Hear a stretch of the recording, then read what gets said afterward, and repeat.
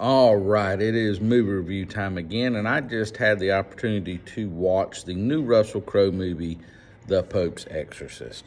Now, this is based on an actual person who was the chief exorcist for the Vatican for a number of years. Now, how much of this movie is based on something that actually happened, that I don't know, because I think it says it's based on, which doesn't, I'm trying to remember the distinction, but I think that always means that it's something that actually happened. But the person is a real person. So I will say that this movie does not really bring anything new to the sub-genre of the horror exorcism movies. It's, if you've seen any of them, it just follows the same really basic pattern. Yes, Russell Crowe does a fairly decent job in the role. I'm not complaining about that. It just feels like it's been done many, many, many, many times.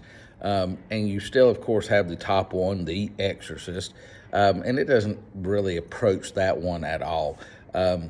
Again, I don't find many horror movies or things of that nature super scary. I didn't find this one really scary.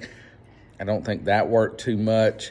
Again, if you're a Russell Crowe fan, you might want to watch it just for him, but if you're a fan of horror or a fan of this type of sub-horror genre, I just really probably just skip it. Unless you're just looking for something to watch. It's only been out in theaters for a couple weeks, and it really opened very weakly at the box office, and it's just pretty much, went downhill from there, which kind of says a lot because the horror movie industry, most of those can be made fairly cheaply, can usually turn around and make a pretty big profit pretty quickly. Usually opening at a lower end of the box office. But I'm not sure what the budget was for this, but I'm thinking with Russell Crowe, it was probably fairly decent size. So that says a lot, I think, about the movie itself, that it just hasn't been able to bring the audience into the theater.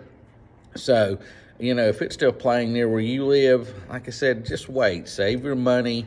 Wait until it comes in video on demand streaming. Catch it there. I just don't think it's worth the time really going and sitting in the theater to see it. In fact, I'm only going to give it 1 out of 5 stars.